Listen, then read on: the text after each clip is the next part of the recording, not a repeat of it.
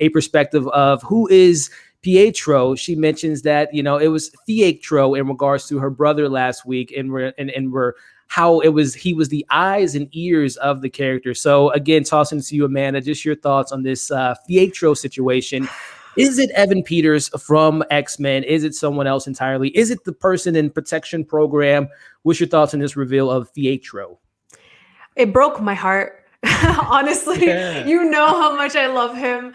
And I like so desperately wanted like a Fox connection, like a Fox, like a Marvel connection.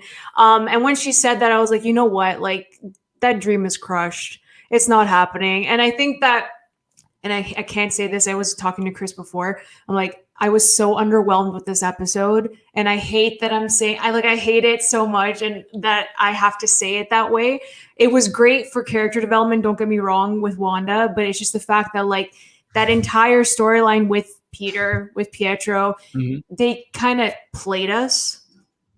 And I am very heartbroken about it. But I guess like that was my expectation. And like with our theories, like I guess that's why it's so difficult to watch these episodes unfold, because we're wrong majority of the time. You know what I mean? So with Fietro, you just see what Agatha's capable of. And I think that is what is amazing to watch, even like Wanda's reaction to what Agatha's telling her. And seeing like teaching her that magic was really cool, just going through the steps. And Wanda just feels like helpless at that point. Like when she was like throwing her around like wall to wall, I'm like, damn. It's like, okay. I was like, that's it's pretty rough, right? So I really enjoyed Agatha's storyline in this case. But with Wanda's, I know we're going into the depths of her mind and her trauma. I get that.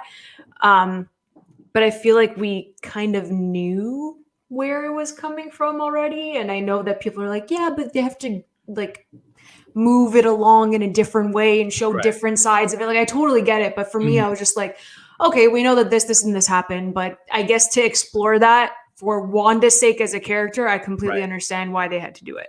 For sure. I mean, tossing to you, Chris, regarding this, you know, I still think that the Quicksilver moment is coming next week in regards to him having his vision, waking him out of this trance and maybe revealing that he does come from another multiverse. And however Agatha was able to pull, we learned from, not this week, but last week, the Nexus commercial with Wanda being a Nexus being. She's the gateway to multi-dimensions, which might explain why Agatha would want to have some of her powers or to mentor her to maybe go to different dimensions. But just your thoughts on, again, this fake Pietro being the eyes and ears of Agatha. But once the eyes and ears are gone, who is this Pietro? Is this someone we could trust? Is it someone that we might have seen in the past X-Men films? Yeah, what I took away from this episode, like same thing with Amanda, not about hating this episode. I didn't say I hated it. I said I was underwhelmed. Relax. But from Amanda, you know, she was like kind of like sad that it wasn't from the X-Men, because to me the episode made it clear that it's not. And I thought the tell from that whole episode was when Agatha tells her like, you were so like traumatized that you let this happen, like you fell for this. So I think it was just a troll from Marvel to like troll the audience, but also it's like we know that it's still coming down the line, meaning like the X-Men crossover. So I'm still like, I'm sad that it's not like right here, right now. But but I'm still like, at least we're getting it. But I don't think Quicksilver wakes up next week. I think it's like we were just trolling you guys onto the next. I mean, and I get it. I mean, hey, we fell for it. It's all good.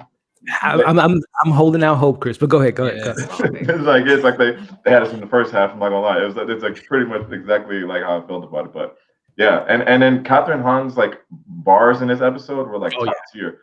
The fake Pietro, like non-stop bars, like just literally dragging Wanda through this traumatizing museum and just trolling her, like not having any sympathy, like.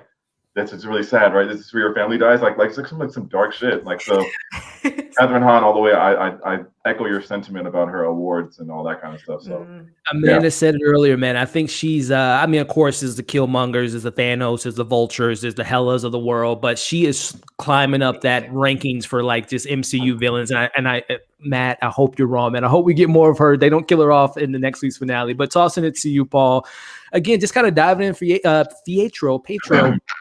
I don't know, man. Again, it's hard to manipulate magic, but we saw him doing Quicksilver stuff in WandaVision. I think we're going to get, the X-Men scenes that we got in, Days of Future Past, X-Men Apocalypse. I think we're going to get that scene next week because he's going to be revealed to be an actual Quicksilver. But hey, one can only hope, man. What was your take on just kind of this the Quicksilver? Yeah, I agree. I think he is actually Quicksilver. Yeah. I think what's happened is that she's tried to bring her brother back to life. And that is why they discussed necromancy. But instead of going across a continent, they just went into the multiverse.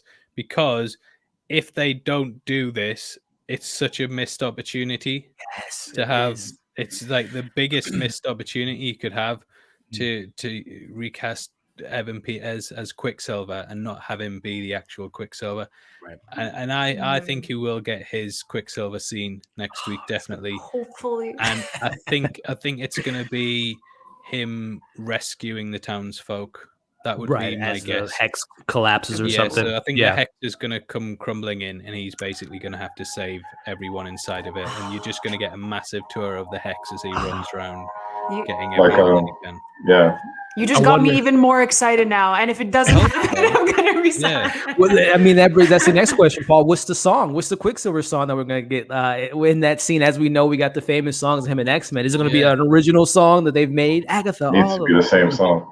Anger. Yeah, I'd like Sweet Dreams again. Sweet Dreams, just again, because it's a nightmare. There's so many times that they use the phrase dreams and nightmare that I think remixing Sweet Dreams.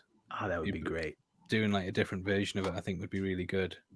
What about you, Matthew, in regards to fingers crossed, man? Do you want to see it be Quicksilver, or are you okay with it just being not necessarily a troll, but just kind of, why do you bring in Evan Peters? Why would you bring in that character? And it's also something to be said that this MCU, this timeline, this world that we're in, there are no Infinity Stones. So there are no rules to this universe. There's no Reality Stone.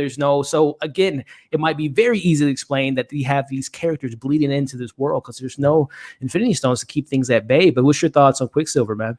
So when it comes to Quicksilver, I agree with all of you guys. Like, why would you cast Evan Peters, but not bring, the baggage of his awesome Quicksilver from the Fox universe? It's right. It's illogical to like not have him be that version of Quicksilver, because then the question is, all right, so then why didn't Aaron Taylor Johnson come back if his only purpose was to traumatize Wanda? Right. Exactly.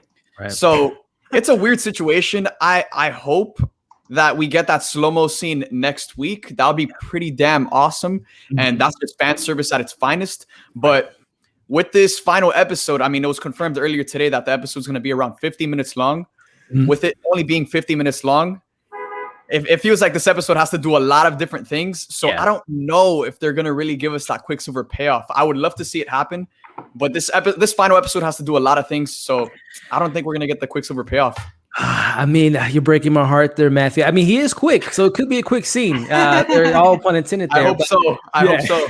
It would be a very good. I think next week will be an action-packed episode with some good moments. Again, Paul Bettany. Again, we'll talk about Paul Bettany and his trolling the internet of working with maybe himself the best explosive scenes. But he did say that this show has more VFX than in-game, so we might get those in-game moments next week with some good battles. But